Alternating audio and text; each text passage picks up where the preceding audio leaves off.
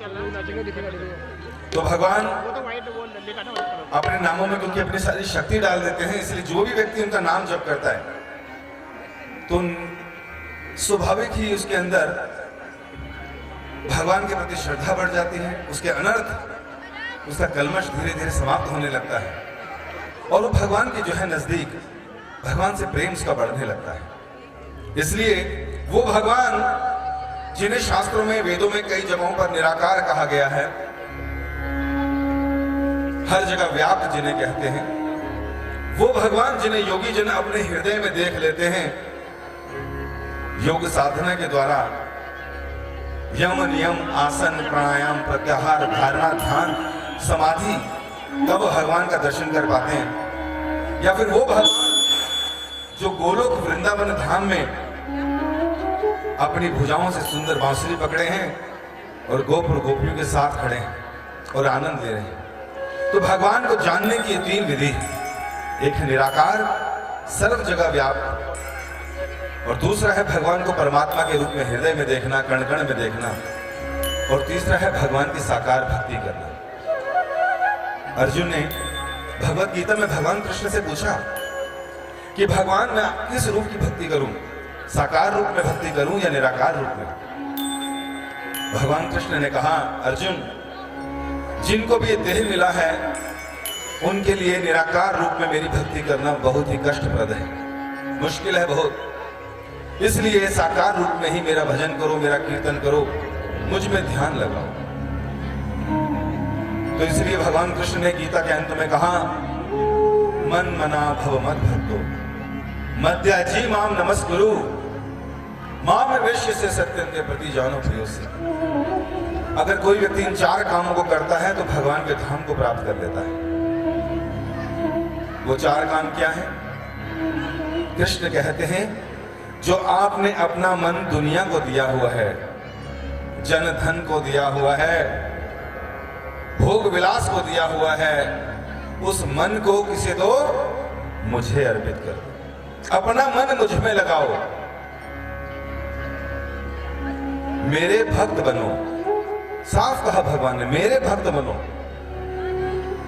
तो भगवान की भक्ति करनी चाहिए, मन लगाइए, भगवान के भक्त बनिए। मद्याजी अर्थात भगवान की पूजा अर्चना करें, भगवान ने आदेश दिया। और चौथा काम बोला, नमस्कुरु, दोनों हाथों को जोड़ें, सर को झुकाएं भगवान के आगे। भगवान कृष्ण कहते हैं, पूरे जीवन में अगर कोई व्यक्ति मुझे एक बार भी प्रणाम कर ले, अपना मस्तक मेरे चरणों पे झुका दे, हो सकता है कुछ समय के बाद वो मुझे भूल जाए, लेकिन मैं उसे कभी नहीं भूलता। देखिए, हम सब लोग भगवान का दर्शन करना चाहते हैं, लेकिन भगवान भी हमारा दर्शन करना चाहते हैं। लेकिन उन लोगों का दर्शन करते हैं जो भगवान की आज्ञा का पालन करते हैं। इसके बाद भगवान कृष्ण ने एक और सेंटेंस बोला, सर्वधर्मानि परित्यज्यम मामेकम शरणम व्रज अहम त्वाम सर्व पापे भयो मोक्षयिष्यामि मा शुचा। मतलब सभी प्रकार के धर्मों का त्याग करो, त्याग दो सभी तरह के धर्म, मानसिक धर्म, ये धर्म मेरा ये काम है, मेरी ये ड्यूटी है, no problem, just leave them, just surrender unto me, मेरी शरण ग्रहण कर लो।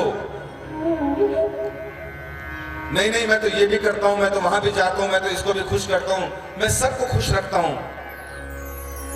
ये सेंटेंस ठीक नहीं है। विवाह के बाद अगर पत्नी घर में आए और बोले, मैं तो अपने सारे बॉयफ्रेंड्स को खुश रखती हूं, उसको भी प्रणाम करती हूं, इसको भी करती हूं, पति क्या करेगा? वो कहेगा, जिस गाड़ी से आए हो उसी गाड़ी से वापस जाओ। पति चाहता है कि पत्नी का प्रेम जो है एक निष्ठ मेरी तरफ होना चाहिए, उसी तरह कृष्ण चाहते हैं कि मेरे भक्त का प्रेम केवल और केवल मेरे पास होना चाहिए। क्या करेंगे भगवान? अनन्य चिंतयन्तु माम, जो अनन्य से मेरी भक्ति करता है, अनन्य चिंत होकर, जो कुछ उसके पास है उसकी मैं रक्षा करता हूं, और जो उसको चाहिए मैं उसको देता हूं। और कहा, सर्वधर्मानि परित्यज्य त्यज्यम, त्याग दो सभी धर्मों को, मामेकम शरणम व्रज, मेरी शरण में आ जाओ। क्या करूंगा? आप सबके जितने भी पाप हुए हैं गलती से या जानबूझकर, सर्व पापे भयो, सभी पापों को समाप्त कर दूंगा। और क्या दूंगा? मोक्ष श्याम इमा शुचा, जन्म और मृत्यु के चक्र से हमेशा के लिए उद्धार कर दूंगा। बोलो कृष्ण भगवान की। कितने लोग चाहते हैं जन्म और मृत्यु से बाहर निकलना? जरा हाथ नीचे रखो। कोई नहीं चाहता? चलिए खड़ा कीजिए। कितने लोग चाहते हैं भगवान के धाम जाना और जन्म मृत्यु से बाहर निकलना? कैमरामैन उनको दिखाओ कौन कौन जाना चाहता है। देखो ठीक है, तो क्या करना पड़ेगा? भगवान ने कहा डरो मत, सर्वधर्मान को त्याग करो, मेरी शरण में आओ, और जितने पाप आज तक किए थे एक ही बारी में क्या करूंगा? स्वाहा, खत्म। कितना सुंदर भगवान ने हमारे को एग्रीमेंट दिया है करके। तो क्या करना पड़ेगा? उन भगवान के नाम को सुनना पड़ेगा, उनकी लीलाओं को स्मरण